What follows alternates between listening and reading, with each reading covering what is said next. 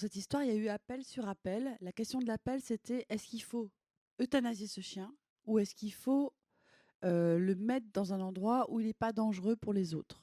Il y a eu des appels sur appels sur appels. C'est allé jusqu'à la Cour européenne des droits de l'homme. Et ça m'a ouvert à d'autres cas, dont un où il y avait un appel en cours. Et en fait, le chien avait été euthanasié en douce dans la nuit, donc de façon illégale. Ça montrait tout le... Enfin, je sais pas, il y a des questions fondamentales qui sont dessous, sous le statut de l'animal. Est-ce que, par exemple, un chien qui ne correspond pas à nos attentes, on a le droit de le tuer, quoi, enfin, de l'endormir, comme on dit dans le film. Et ça touchait à des questions très fortes. Et tous les procès que j'ai pu suivre autour de ça, le chien était endormi. Et donc, je me suis dit, je peux pas faire plus gai que le film, parce que ce serait pas juste par rapport à tous ces gens qui se sont battus. C'est pas juste. Et c'est aussi que à travers ce chien, on parle du rapport aux autres espèces, je trouve en général. Peut-être même un peu plus large que ça, même dans notre espèce, bien sûr. Mais, et à travers ça, du coup, on ne peut pas dire que notre rapport aux autres espèces, ils prennent en compte les besoins ou les façons de fonctionner qui sont propres à d'autres espèces. C'est est-ce qu'ils nous conviennent ou est-ce qu'ils ne nous conviennent pas. Du coup, je ne pouvais pas aussi me mettre en avance sur notre état d'esprit actuel. Je trouve ça plus intéressant qu'on ait une tristesse et qu'on travaille en tant que spectateur avec cette tristesse. Donc voilà pourquoi et voilà. C'est bien, je vais quand même pouvoir poser quelques questions. Alors, pour vous dire qu'on va procéder en deux temps. Donc, dans un premier temps, je vais avoir le privilège de te poser un certain nombre de questions sur ce film. Et dans un deuxième temps, évidemment, le micro va circuler et vous pourrez également poser vos questions à Laetitia. Alors, moi, j'aime bien quand même rappeler, on l'a dit déjà un petit peu tout à l'heure, mais cette séance, elle s'inscrit dans le cadre d'un partenariat qu'on a entre le Festival des Arcs et Sisley, qui nous accompagne pour mettre en avant en fait des modèles d'inspiration au féminin. Donc on est très heureux de te recevoir à ce titre aussi. Voilà, premier long métrage quand même. J'aime bien commencer les rencontres aussi en disant quelques mots sur qui tu es. Alors déjà, dire quand même que tu es comédienne, dramaturge, metteuse en scène et donc désormais réalisatrice. En tant que comédienne, tu as joué dans quand même déjà plus de 40 films. Ah bon? Mais oui, on les a cotés. C'est film et série. Je mélange film et série. Et parmi lesquels, bon, évidemment, La bataille de Solferino, Justine Triet.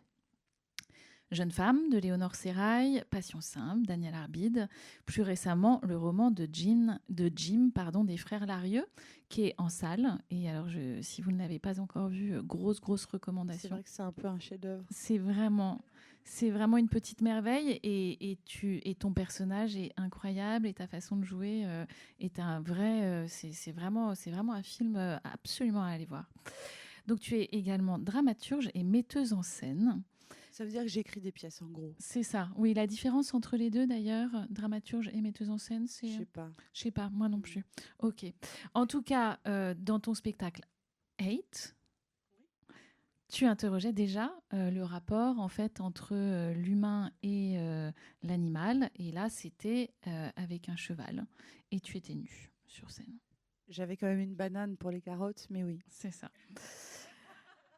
Donc, le procès du chien, c'est ton premier film comme réalisatrice. Il a été sélectionné à Cannes dans la section Un certain regard. N'est-ce pas? Voilà, pour un premier long, c'est quand même pas si mal. Et notons aussi que Cody, donc, qui joue Cosmos, a remporté le Palme Dog. Donc le prix du meilleur acteur chien de Cannes, et alors on peut rigoler, mais enfin on a le droit de rigoler sans problème, mais il se trouve que c'est un prix, il y avait de la concurrence, il y avait notamment un chien chinois qui était magnifique dans un film qui s'appelait Black Dog, et ça d'un côté, et de l'autre côté, si je puis me permettre, je suis très fière, vous voyez, le chien, Cody, il a son nom au générique, il a son nom sur l'affiche. Pour moi, c'est quelque chose dont je suis fière parce que pour moi, c'est vraiment un acteur. Je ne sais pas si on aura l'occasion d'en parler, donc j'en dis deux mots. Mais vas-y, tu es chez toi. Il comprend quand on dit couper. Quand on fait une scène de bataille avec lui, si je fais aïe, il s'arrête. Il comprend qu'il joue. Ce qui est c'est spécial quand même. Je sais pas s'il sait qu'il est filmé, mais il comprend qu'il joue. Donc c'est un acteur. Mais c'est vrai que c'est intéressant parce que l'année dernière, la Palme d'Or, il y avait aussi un sacré acteur chien, quand même. Tout à fait. Voilà.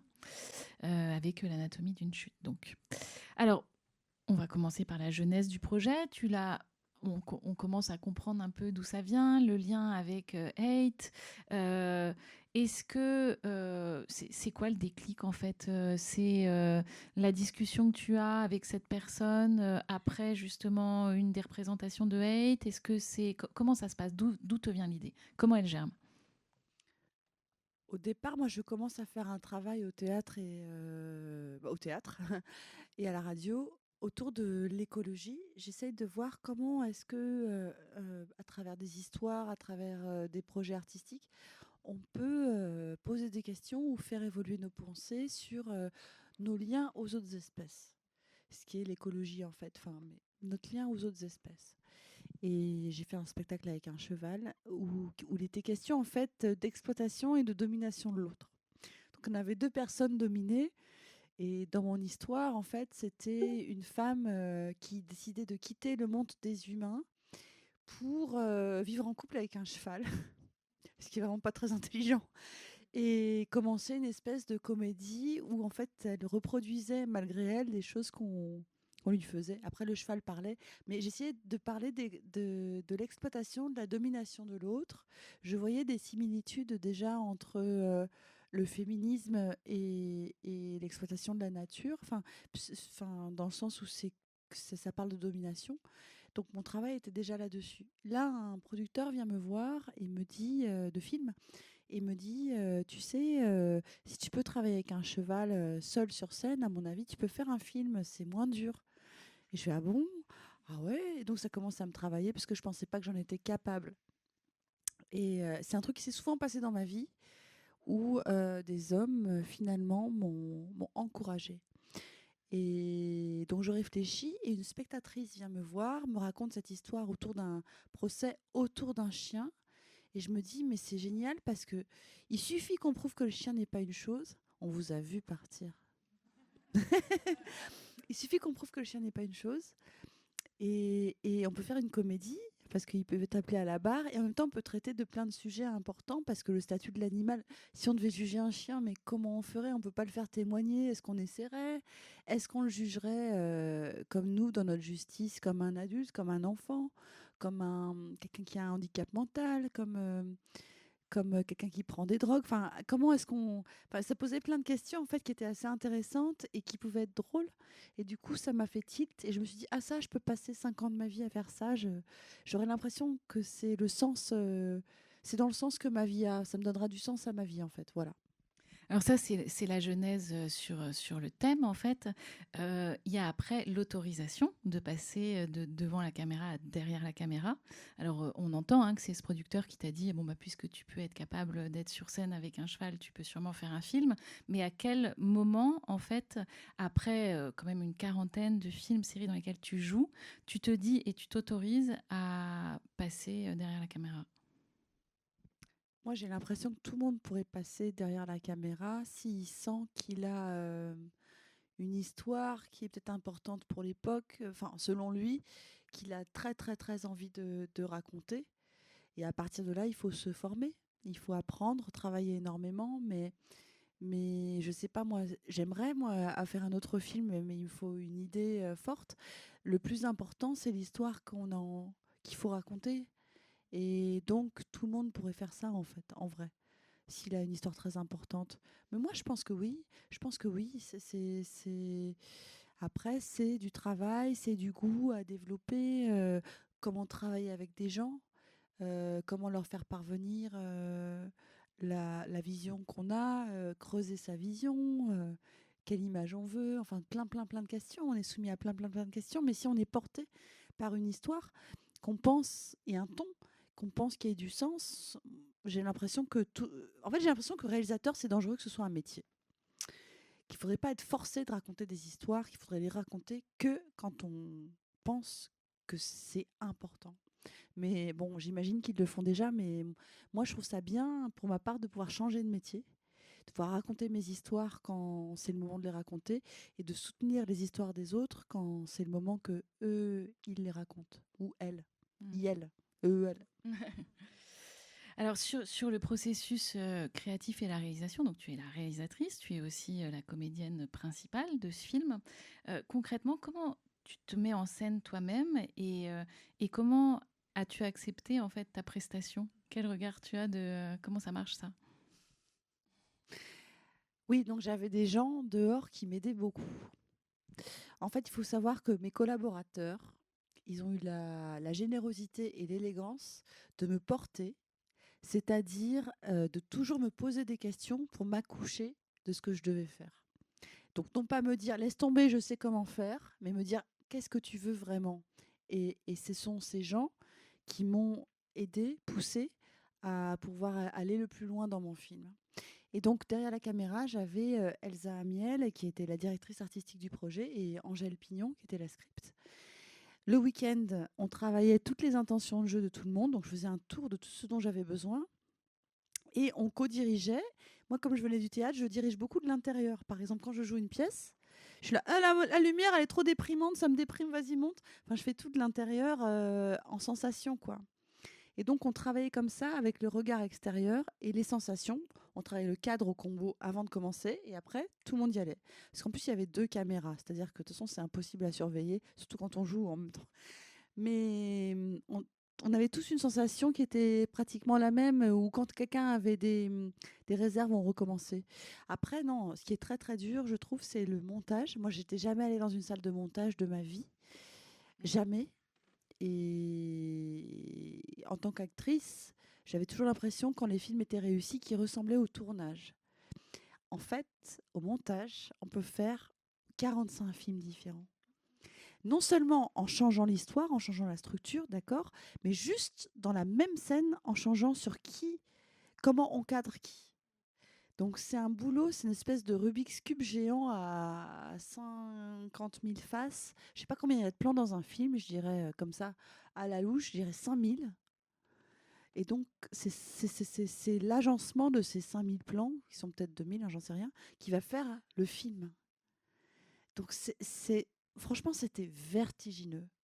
Et c'est à ce moment-là que me voir jouer, ça a été très pénible. Et je m'en suis sortie en étant précise, c'est-à-dire en me disant qu'est-ce qu'elle raconte précisément. Il y avait 2 choses qui étaient importantes. Le sens, qu'est-ce qu'elle raconte dans cette scène, dans quel état je suis. J'ai toujours elle, dans quel état elle est dans cette scène, d'accord, mais aussi dans quel registre de jeu. Parce qu'il fallait que ce personnage, il soit moins fort que les autres, c'est-à-dire moins marqué que les personnages autour de lui, qu'elle puisse les éclairer. Et en même temps, il fallait qu'elle soit assez marquée pour pas endormir leur singularité, leur blague, en fait. Je pense surtout à Zadie, Jean-Pascal Zadie, François Damiens. Oui, voilà. Enfin, et après, il fallait que je trouve un niveau de jeu dans chaque scène qui puisse raccorder avec la suivante, sachant que le film, il passe... Ça va, je vous embrouille pas? C'est que je suis claire? D'accord. Sachant que le film, il passe d'un ton à l'autre. Il est un peu grotesque, il devient mélancolique. Donc, il fallait trouver le ton de jeu de chaque scène, et de Avril qui, elle, nous balade en fait tout doucement à travers ces scènes. Et donc, c'est en posant des questions techniques que je me suis sortie de l'ego et de le truc comme ça. Voilà. J'ai envie de revenir aussi sur le chien. Comment on dirige en fait un chien sur un tournage? Même s'il est bon acteur, il faut quand même le diriger lui aussi. Comment tu es aidée? Vraiment, comme tous les bons acteurs. C'est ça. Alors, c'est un long travail. Ça commence à peu près 1 ou 2 mois avant le tournage, même un peu plus, où on fait la liste de toutes les actions du chien. Il y en a environ 100 dans le scénario. Et on les liste et on les note du plus facile au plus difficile. 1 étoile, 5 étoiles. Si c'est 5 étoiles, il faut réécrire. Et à ce moment-là, je vais chez le chien, chez les dresseurs, qui aiment bien qu'on les appelle des coachs canins. Et ensemble, on fait un tour du vocabulaire du chien. Là, on a un chien qui a beaucoup travaillé dans le spectacle vivant, qui a un vocabulaire, et je prends en photo le vocabulaire du chien, ce qu'il aime bien faire, ce qu'il sait faire sur commande facilement. et j'essaye de changer, adapter mon texte pour enlever les 5 étoiles. Après, il y a les 4, 3, 2 étoiles. 1, c'est facile, donc c'est bon. Et 4, 3, 2 étoiles, en fait, c'est des répétitions qu'on fait par Zoom, donc les touches notamment, des états particuliers. On en fait des répétitions pour trouver le bon état. Et après, c'est comment est-ce qu'on rend le chien heureux sur le plateau. Évidemment, enfin, moi, je fais un film là-dessus. Je veux pas d'ailleurs que l'animal il soit maltraité en fait. C'est très dur de savoir quand un animal est maltraité puisqu'on n'est pas dans sa tête et qu'il n'a pas de parole. Donc, il faut l'étudier. Ces dresseurs le connaissaient bien. Donc, on avait fait le plan de travail en fonction de lui, c'est-à-dire le programme de ce qu'on filme par jour. Il avait 1h30 le matin, 1h30 l'après-midi. Et on faisait d'autres choses, nous, entre-temps. Et lui, il allait se balader avec ses copains. Il avait sa loge à lui. Les acteurs, seuls les acteurs qui interagissaient avec eux dans le film avaient le droit de parler de parler, de lui faire des câlins. Sinon, tous les autres devaient rester à distance, ne pas le regarder pour qu'il soit calme. Et dès qu'il était trop fatigué, on s'arrêtait. Donc on a juste fait tout pour préparer le chien. On s'est organisé autour de lui et on l'a beaucoup, beaucoup aimé. Mais c'était très marrant parce que, par exemple, la scène des touches, à chaque fois qu'il faisait une prise, on disait couper. Et il y avait donc ils étaient un peu plus que vous, les figurants dans le film, ils étaient 80, 100. Ils applaudissaient, mais c'était la mascotte du tournage, quoi. Et même les figurants qui devaient venir 15 jours, ils demandaient à revenir, même gratuitement, parce ils voulaient voir ce qui se passait. En fait, je pense que la présence d'un chien nous a apporté énormément d'amour. Parce qu'on a dû le faire passer avant, je sais pas, une pression inutile. Et ça a créé beaucoup d'amour sur le tournage, quoi. Alors, ce film, il a un petit côté comédie loufoque. C'est aussi un film qui interroge quand même des sujets assez profonds. Tu le disais tout à l'heure, hein, le rapport aux femmes, le rapport aux violences faites aux enfants, le rapport qu'on a aussi avec les animaux. Et en fait, c'est ça, à quel endroit on les met, à quel endroit on les place dans notre société. Est-ce que tu as en fait derrière, dans l'intention de ce film, aussi envie d'aller interroger le côté un peu spéciste, en fait, qu'on peut avoir. C'est-à-dire, est-ce que tu souhaitais, dans ce film, aller traiter du sujet de la place qu'on attribue, en fait, aux animaux dans nos vies, quoi, plus généralement? Oui. Bon, voilà. Moi, j'ai du mal avec le mot loufoque, mais je respecte totalement que tu dises ça. Simplement, je préfère dire surréaliste. Mm. C'est-à-dire que ce chien est en procès et à partir de là, on suit une certaine logique qui est pas possible, mais qui se rapproche un petit peu de ce qui se passe en ce moment. Je ne sais pas si vous avez vu, la Loire, elle est en train d'obtenir un statut de personne. Parce qu'elle est en train de... La vie à l'intérieur de la Loire est en train de dépérir. Et du coup, des associations se sont formées pour développer, travailler sur le statut de la Loire. Il y a des forêts en Amazonie, une forêt d'Amazonie ou la forêt de l'Amazonie, je ne sais pas, un statut de personne. Donc, pour protéger les espèces ou des milieux ou des écosystèmes, on a tendance actuellement à les considérer comme des personnes. Et c'est un courant, c'est quelque chose qui est en train de se creuser. Donc, c'est surréaliste, mais ça permet de poser des vraies questions de un, et de deux, la réalité est en train de changer là-dessus. Après, je fais des parallèles dans mon film, je crois, entre les femmes et les chiens, mais aussi entre les exclus et les chiens, parce qu'il y a quand même des personnages qui sont exclus, des gens qui ne sont pas maîtres de leur destin, comme cet enfant aussi. Il y a un truc sur les exclus, sur les gens exploités, marginaux, la domination de l'autre. Et c'est le centre du film pour moi. Et ça se voit dans la vie d'Avril, dans son rapport aux hommes. Ça se voit dans le procès, dans ce rapport au chien. Et comme si tout convergeait à travers le chien. Spécisme, mais oui, mais vous savez que les animaux, ils ont plein de statuts différents légalement. Vous savez ça. En fait, il y a les animaux domestiques, il y a les animaux sauvages. liminaires, donc ceux qu'on fait pousser pour être mangés, je dirais, enfin, vous voyez, et les animaux sauvages. Et ils n'ont pas du tout les mêmes droits. Donc, le statut des animaux, il y en a plein, il est multiple, il est hyper hiérarchisé, c'est des grosses questions. Et effectivement, imaginez que ce chien, alors qu'il a mordu, on refuse de le tuer, qu'on dise que c'est si on dit que c'est un individu, en tout cas, politiquement, c'est dangereux parce que ça veut dire qu'on va pouvoir dire qu'une vache est un individu. Si on dit qu'une vache est un individu, enfin, si un chien, pourquoi pas? Pourquoi pas? Du coup, c'est quoi? On mange plus de viande? Parce que la peine de mort, elle est interdite. Enfin, en fait, ce procès, il pouvait remettre en fait pas mal de choses. Je comprenais le danger et la folie qu'il y avait eu autour de ces procès, autour des chiens. Donc, je peux rien dire de spécial au niveau de l'endroit. J'ai pas le droit. Mais je comprenais parce qu'en fait, il y a un vrai enjeu de société là-dedans, ouais. Et d'habitude, ça remettrait en fait beaucoup de choses en compte, qu'on les considère comme autre chose que des biens doués de sentiments, ce qui est le cas actuellement. Je dis choses pour simplifier parce qu'on est dans une comédie, mais en fait, c'est bien doué de sentiments. Et par exemple, cette histoire de... C'est une amie juge qui m'a raconté cette histoire d'un juge qui faisait face à un divorce et la chienne, les deux voulaient la garde de leur chien et comme lui, il pouvait rien faire parce que le chien était considéré comme un bien meuble, il a vraiment proposé de couper le chien en deux pour les provoquer. Parce qu'il n'avait pas... Mais je crois que ça a changé depuis 2-3 semaines en France. Je crois qu'il y a eu un article dans Le Monde, là, il y a quelques temps. Mais ça, c'est des vraies histoires. Donc, comment est-ce qu'on peut vivre entre personnes, entre espèces au plus large, en respectant la singularité de chacun Voilà. Et le parallèle que tu fais entre en fait les chiens et les femmes, Oui. comment te vient l'idée en fait? C'est quoi pareil, ça vient d'où ça? Moi, j'ai toujours envie d'être dans la tête de Laetitia Doche parce qu'elle part tellement. Alors, Non, non, mais alors attendez. Si on prend le problème par un coin, parce qu'en fait, tout m'y amène.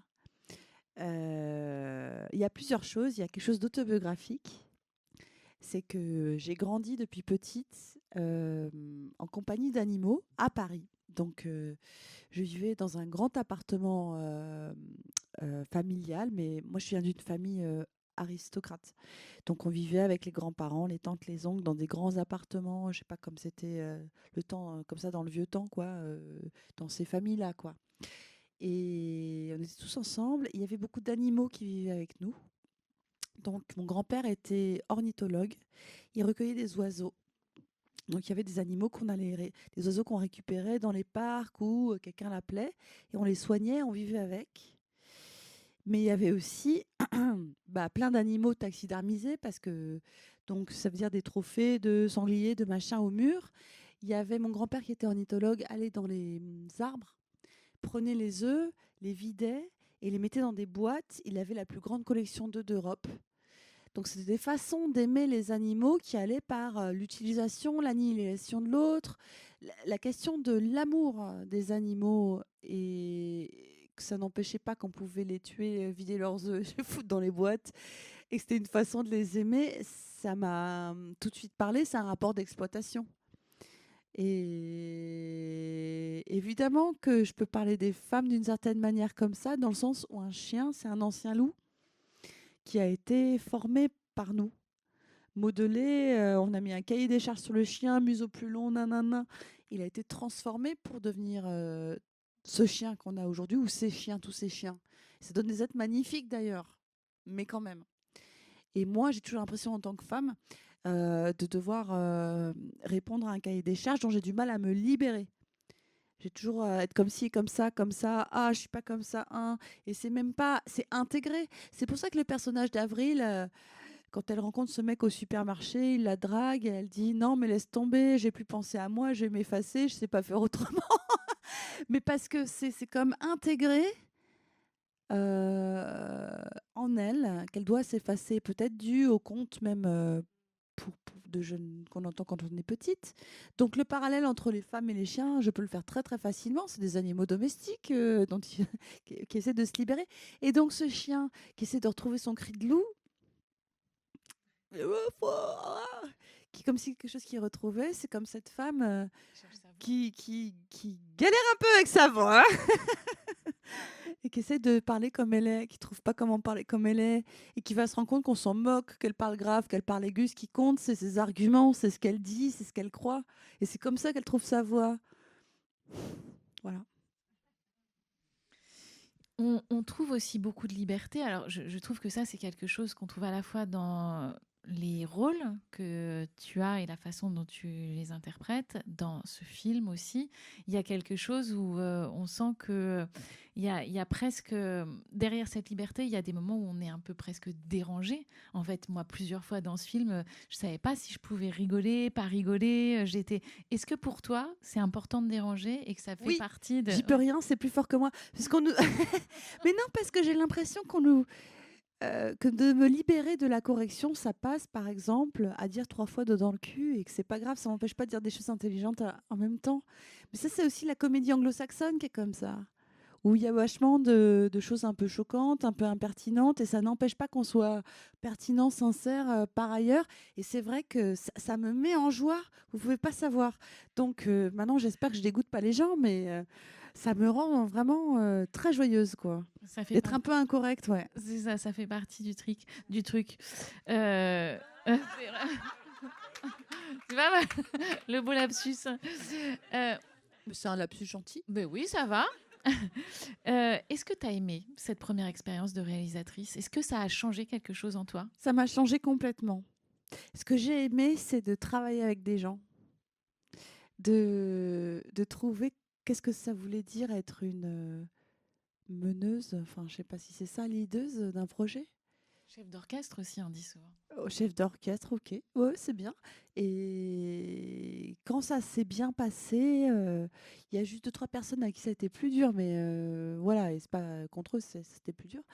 Et quand ça s'est bien passé, c'est quand j'ai réussi à faire parvenir mes idées. Donc c'est beaucoup, beaucoup de travail, de creuser, de savoir ce qu'on veut et de le faire parvenir. Mais c'est aussi, j'ai eu la chance d'avoir avec des gens humainement qui m'ont porté. Et voilà, après, vous savez, il y a aussi des moments qui sont plus tendus, c'est normal, parce qu'il y a des enjeux financiers dans un film aussi. Et par exemple, en fin de montage, il n'y a plus de fric. C'est le moment où on doit prendre toutes les décisions finales. Il y a eu des moments, par exemple, où mes producteurs et moi, on était en désaccord. C'est-à-dire qu'ils auraient souhaité que ça se passe, et moi, je voulais autrement. Et toujours, il y a quelque chose qu'ils m'ont dit, quand même, c'est super sympa. Je ne sais pas si toutes les réalisatrices l'entendent. C'est qu'ils m'ont dit, Laetitia, on est en désaccord, on va te mettre la pression parce qu'on n'est pas d'accord, mais c'est toujours toi qui auras le final cut. Et dans ces moments-là, c'est quand même des gens qui m'ont porté, qui ont trouvé l'argent, qui m'ont accompagné. Et moi, les décevoir, c'était quelque chose de très, très dur. Et j'ai dû, pour certaines décisions, me confronter à ça et vraiment me regarder dans la glace et regarder mon film le plus objectivement possible en me disant, est-ce que c'est bien ça que je veux? Et même, est-ce que il faut que je croie que si c'est ça que je veux, c'est ça qu'il faut faire, même si ça leur fait pas plaisir. Et ça, j'ai appris à faire ça. Pour moi, ça a été très, très dur. Et ouais, c'est une confiance en soi, mais c'est une confiance très calme. C'est marrant, hein. C'est un truc, ok, au fond de mon cœur, qu'est-ce que je veux et est-ce que c'est ça? Et dire que ça marche ou que ça marche pas, il faut que ça ressemble à ce que je voulais. Oh, mais c'est une responsabilité énorme, en fait. Moi, je trouve ça vertigineux, hein. Et voilà, je pensais pas que j'étais prête à. Enfin, ce serait injuste pour eux de leur dire à résister à autant de pression. C'est pas ça, mais à résister à toute la pression que je me mettais de leur plaire. Donc c'est ça que ça change en toi, en fait. Oui, oui, c'est des choses dont on parle, hein. Mais non, parce que du coup, au contraire, je m'isolais, je prenais ma décision au calme, à mon âme et conscience. Et voilà. Donc, bah, je pensais que c'était plutôt moi que je préservais parce que ça permettait que d'arrêter la pression, enfin d'arrêter. Enfin, c'était vraiment une pression gentille. C'est pas un...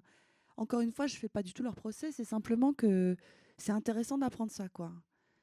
On se trouve très seul, hein.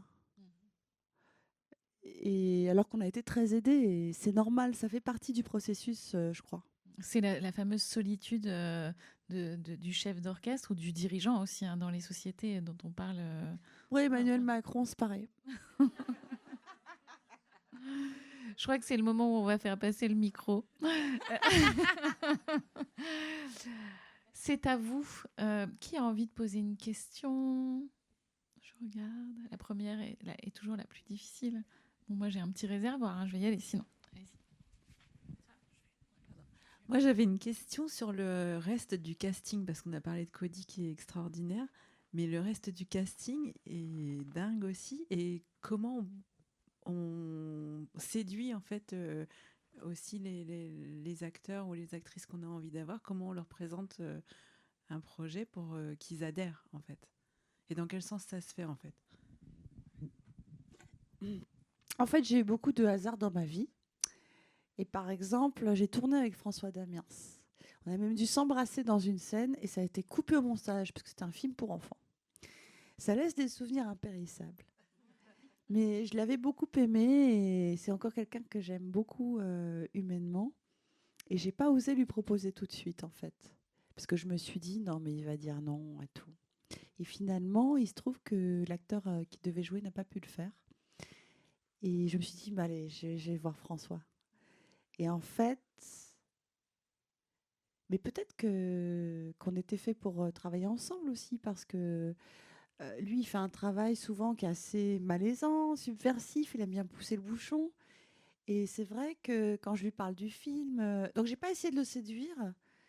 euh, je lui ai- J'avais juste envie qu'il soit là, envie du projet, et puis lui, il s'est peut-être retrouvé dedans.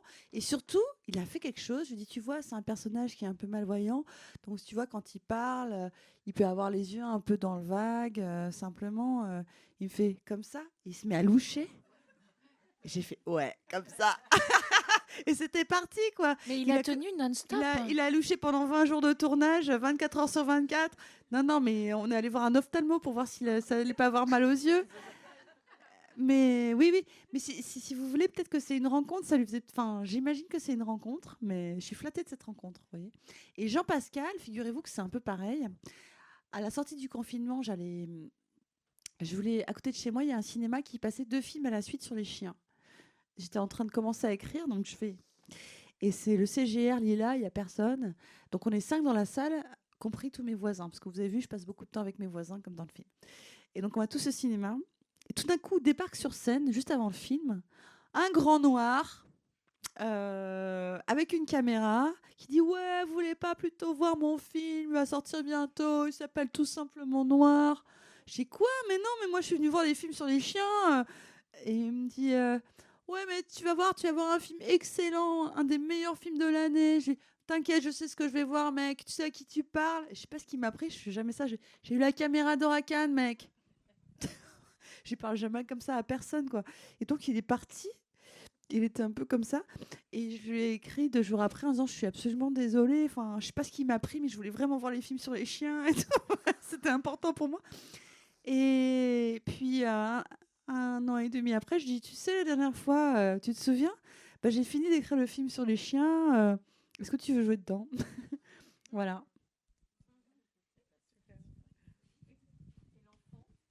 Ah, ça, l'enfant, c'est quelqu'un, hein? Et bah, l'enfant, c'est un enfant surdoué. Donc, il est en Suisse. Il avait 12 ans à l'époque du tournage. Il était en seconde. Au maquillage, il lisait Marx et Engels. Et c'est lui qui est arrivé avec cette question un jour, Laetitia, comment tu fais pour aimer les gens? Je dis, ah ouais, attends, tu vas me la poser ce soir sur scène ou sur le plateau? Non, on va essayer de discuter de ça. C'est dingue qu'il n'aime pas les gens. Et je peux comprendre, ouais.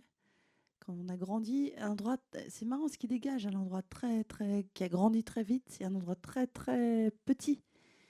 Et les enfants, je sais pas. Je vais pas parler des enfants victimes de violences en général, mais ce qui me touche dans des enfants victimes de violences que j'ai pu rencontrer ou voir, c'est ce côté pousse sauvage. Il y a quelque chose qui est très fort, quelque chose qui est profondément petit. Et il fallait un enfant qui puisse faire les deux comme... il fallait qu'on puisse croire quand on le voit qu'il vit quelque chose de difficile, mais que c'est un enfant plein de ressources. Voilà. Si, entre parenthèses, cette histoire de l'enfant, comme vous l'avez vu, elle n'est pas réglée dans le film. Et ça pose des questions. Moi, je ne l'ai pas réglée parce que je trouve que ça se règle très lentement. C'est long, c'est délicat, c'est difficile, ça stagne. Vous vivez la vie comme d'habitude pendant tout un moment. Enfin, c'est long. Et du... Pardon ? C'est pas légitime. De... Oui, il y a un truc de légitimité, il y a un truc que l'enfant ne dit pas, qui se fait taper dessus. Il le sous-entend, il le cache. Il y a tout ça. Et il y a que c'est long. Et donc, du coup, dans un film, ça aurait dû être réglé. Et moi, je ne l'ai pas réglé. Mais c'est un peu un processus parallèle avec la fin aussi, parce que la fin, en fait, on part aussi, on ne sait pas très bien. Enfin, chacun a sa fin, non Il y a des donnes fins pas plus gaies une... que l'autre. C'est ça. Mais je veux dire, c'est pas non plus. Enfin, alors sur la fin du chien, c'est clair. Mais sur la fin de l'histoire par rapport à la femme, comment est-ce que c'est un film sur le pardon, sur la rédemption? Il y a aussi un peu ça aussi dans la fin, non? On part. Les femmes, elles évoluent bien. Elles évoluent, les femmes, ouais. Oui, c'est ça. Ça va mieux pour les femmes que pour le chien. C'est ça. Il y en a une qui trouve sa voix. Il y en a deux qui trouvent leur voix. Une qui devient spécialiste en droit environnemental, le statut des forêts, le droit des animaux. Trouve sa voix, elle ouvre son cabinet. Et l'autre qui travaille avec un chien, avec l'argent Mais du c'est procès, ça. elle se fait parfaire le visage. Ah non, elle vous manque, hein, mais elle va très bien, sûrement. Elle a de la ressource. D'autres questions? Bonsoir, merci pour le film. C'est marrant, j'ai pas trop eu l'impression de voir une comédie parce que le ton a beaucoup changé pendant le film. Je voulais savoir comment vous avez réussi à piloter ça et est-ce que le retour des gens sur le plateau modulait un peu ce que vous aviez imaginé au début pour transmettre vos idées. Le retour des gens sur le plateau qui étaient dehors, Non, des gens qui travaillent avec vous, enfin le reste du cast et le casting ou les gens qui filment, les gens qui prennent le son. le casting par exemple. Le retour des gens, mais quand on faisait le film, Ouais. est-ce que les gens autour, l'ambiance qu'il y avait, Ouais. ça a... Ouais, c'est ça, l'ambiance générale du tournage. Oui. Voilà.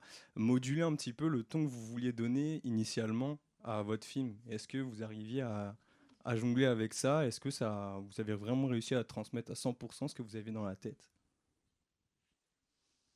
Ça, je sais pas. J'ai essayé, quoi. Après, il y a plein de sortes d'humour dans le film, je dirais. Mais il y a des humours plus légers que d'autres. Il y a des choses... Après, l'humour, c'est super personnel. C'est ça qui est difficile, quoi. Je sais pas, dans le fond, ouais. Je suis sûre d'avoir fait ce que je voulais dans le fond. Après, dans la forme, franchement, c'est tellement pas comme je pensais. Mais dans le fond, ouais. Et puis, mais je pense que faudrait que je le revoie dans 6 mois et je vous dirai des choses sur l'avenir, ce que j'ai envie de faire dans l'avenir.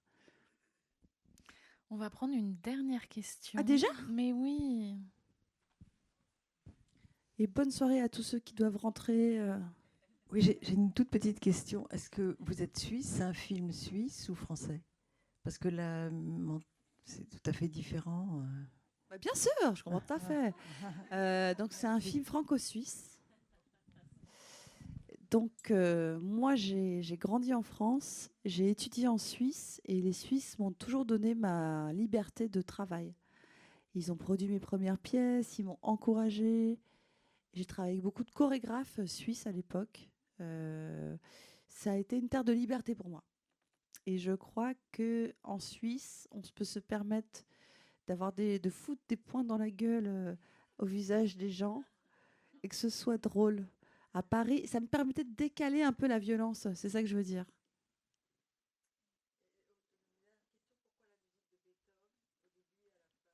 Ah oui, c'est vrai enfin, c'est pas la même. Non, mais il y en a même trois, je crois. Tan, tan. Il y a... Alors, ça, c'est des super bonnes questions. Alors, la musique sur un film, c'est quelque chose d'incroyable. Travailler avec un musicien, c'est c'est pas facile parce que c'est un travail où on parle beaucoup en émotion. Évidemment, personne n'a même la même définition des émotions. Et pour qu'il y ait un truc qui se crée, c'est de l'ordre de l'impalpable. C'est vraiment incroyable. Donc, avec David Stank, le musicien, on a réussi à trouver plein de trucs, dont la musique du chien qui est ta-na-na-na-na, ta-na-na-na-na, ta-na-na-na-na, à la flûte qu'on va décliner à plein d'endroits du film. Et il fallait, dans les moments un peu folkloriques, sérieux, dans le sens oui, un peu avec de l'amplitude, il fallait trouver une musique. Et là, on ne trouvait pas parce que tout sonnait un peu... je sais pas, ça faisait un truc un peu kitsch à l'image, un peu rigolo, kitsch, ça marchait pas. Notamment cette première scène dans le bar, où effectivement, il est dit plusieurs fois, droit dans le cul. Et donc, ça passait pas, et c'est passé, comme plein d'endroits dans le film, quand on a mis du Beethoven derrière.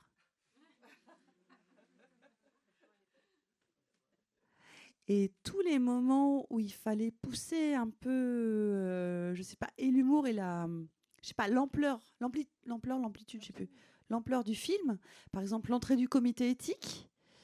Quand Avril fait des tests sur le chien. Enfin, il y a 3-4 moments comme ça où il y a Beethoven, Rachmaninoff, Mozart. Parce que c'est eux, Mozart, c'est au cabinet esthétique. Au cabinet chirurgien esthétique, ça revient sur le début du tribunal. Et aussi un autre moment, je crois quand le chien, il me semble, est sur la bibliothèque. Enfin bon, voilà. Et c'est eux qui me permettaient d'avoir tellement d'émotions que c'était drôle et que c'était aussi, je sais pas, grand destin. Je sais pas comment dire. On va bientôt s'arrêter. Une petite dernière question quand même pour te demander sur quoi tu travailles en ce moment, quels sont tes projets. Mais moi, je rêve d'avoir une nouvelle idée. J'aimerais bien réécrire. Mais les idées, comme vous avez vu, les choses, elles me tombent dessus. Donc j'attends qu'elles tombent. Et en attendant, je suis actrice. J'adore être actrice. Et je travaille autour de la Maison des Femmes. Peut-être vous connaissez cet endroit. Pour ceux qui ne connaissent pas, peut-être j'explique quand même. Vous chez-vous les oreilles. La Maison des Femmes, en fait, c'est un endroit c'est une fondation association qui a été fondée à Saint-Denis. Donc vous avez Saint-Denis, vraiment des quartiers pas cool, enfin un peu moches. Genre, pardon, c'est pas très gentil de dire ça. Genre, il y a quand même le périph' et tout. Et une maison suédoise a poussé au milieu, entourée d'un jardin. Ça s'appelle la Maison des Femmes. Et ce sont des femmes qui s'occupent de tout ce qui est violence faite aux femmes. On peut y aller en urgence, on peut les appeler, on peut y aller pour plein de raisons. Des raisons un petit peu banales comme trouver une contraception, truc de planning familial, pour réparer une excision, pour tout ce qui est violence, inceste, tout ça. Aussi des femmes qui viennent de très loin, qui sont parfois dans la rue et qui viennent faire une demande d'asile. Et donc, c'est sur l'histoire de cette maison des femmes. Et moi, on est avec Karine Viard, Eye et Oulaya, et on fait le quatuor qui dirige un peu cet endroit. Voilà. Et ouais, j'ai de la chance de faire ça. Ça me pose plein de questions, c'est très intéressant. La réalisatrice, c'est Mélisa Godet, elle connaît très bien son sujet, c'est très fort. encore une femme de cinéma sur des sujets qui sont très liés à ceux auxquels on s'intéresse ici. Merci à toutes et tous d'avoir été là. Encore merci à Sisley de nous avoir accueillis. Merci Sisley. Merci à toi Laetitia. Je fais un petit merci à Lise qui aide quand même beaucoup à préparer et qui est au cœur de toute cette organisation et toutes les équipes. Merci beaucoup. Merci à tous. Merci à toi Laetitia. Merci de m'avoir invité. Merci d'être venu.